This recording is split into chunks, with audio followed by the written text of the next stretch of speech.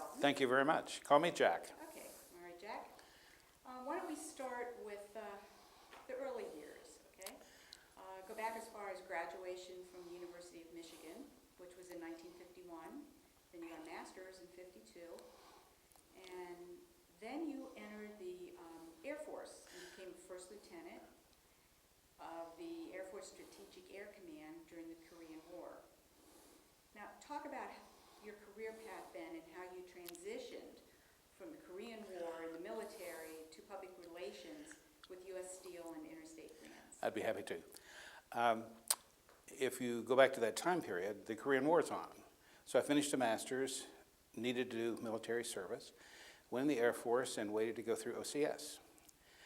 And when I finished OCS, they assigned me to Strategic Air Command, which was I think the most active, exciting part of the Air Force anyway.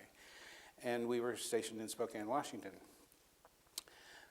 I was sitting in my office, brand new on base, and the Master Sergeant came down and said, "Lieutenant, the General wants to see you right away." And I thought, I'm going to get canned the first day up here.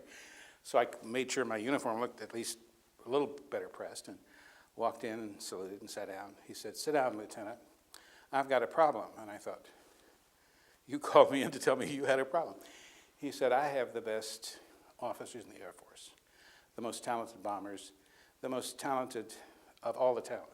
And he said, "I can't get them promoted because they're not very good at writing reports of how they perform." And he said, "See these?" And I said, "Yes." He says, "Those are officers' effectiveness reports."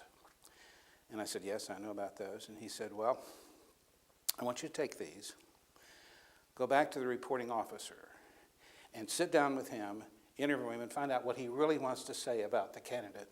And then write it in English, good grammar, spelling." He said, "I understand you can write." And I said, "Well, yes, but I don't think I've done many officers' effectiveness reports, but we'll try." So I did that, and got to meet a lot of people on the base, because when you're working for the General right away, you get through open doors. Took them back to him and said, "Sir, I think these are good, and these are what the officers want to say." And I didn't know he had a sense of humor, but he kind of grimly said, "We'll see, Lieutenant." About 3 weeks later, the Master Sergeant said, "Lieutenant, the General wants to see you in his office right this very minute." And I thought, ooh.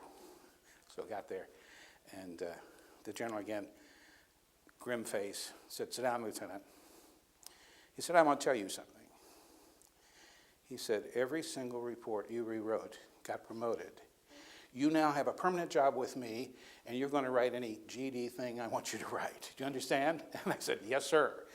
So I started the Air Force career in a wonderful position. I've been lucky to be right place, right time most of my career. And I wrote his speeches, even did his correspondence. And when you have a chance that soon in your career to work with a top leader, you learn things that it would have taken years in a corporation to learn. When I got out of the Air Force, it was 57, and jobs were easy to come by. So I was interviewing cross-country, coming back from the assignment in Spokane, and picked up some interesting leads and had some good offers. My parents were hoping that I'd stay on the East Coast. And by this time we had a little one-year-old grandson, and they liked to see him more often. So I interviewed in Pittsburgh with U.S. Steel on a Friday, and they said, "Can you be in New York on Tuesday morning? We want you to meet the people at the headquarters staff." And I said, "Sure, I'd be glad to."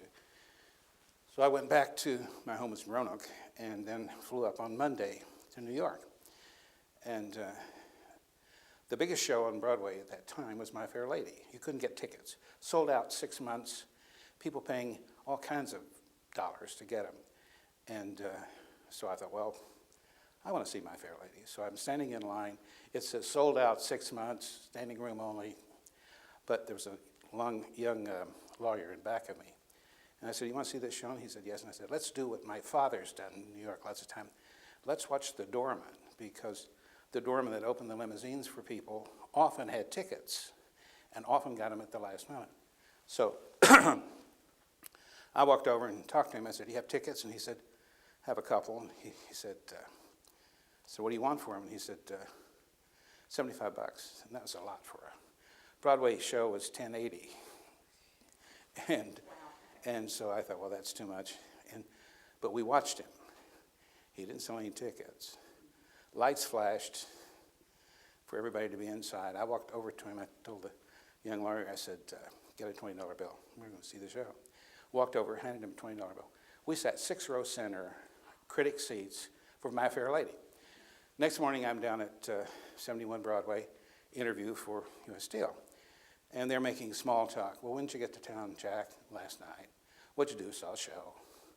"Well, what show did you see?" And I said, "My Fair Lady." And they said, "You didn't even know you were coming to New York till Friday. How'd you get a ticket?" And then I told them the story. Interview was very brief. I think they thought some dumb kid from Virginia can walk into New York and operate that way. And then they said, "Would I mind starting in San Francisco?" So that's the beginning. It's a crazy way to get a job interview, but go to a Broadway show. After U.S. Steel, you went on to Interstate Brands, correct? Tell us about that. Interstate Brands. I was hard away from U.S. Steel because I'd been doing a lot of product publicity for U.S. Steel and loved that part of it. In those days, a lot of public relations was doing product publicity. And the CEO of Interstate Brands, which is Wonder Bread, Dolly Madison Cake, had just gotten the contract from King Features for the Peanuts characters, for the Charlie Brown show on television. And so they needed someone that could do that kind of background.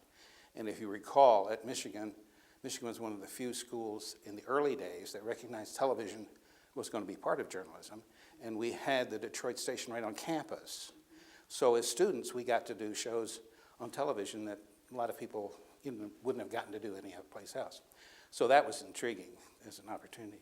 It was great fun. And Charlie Brown and Lucy, you can do all kinds of things with. And Snoopy can dream he's anything.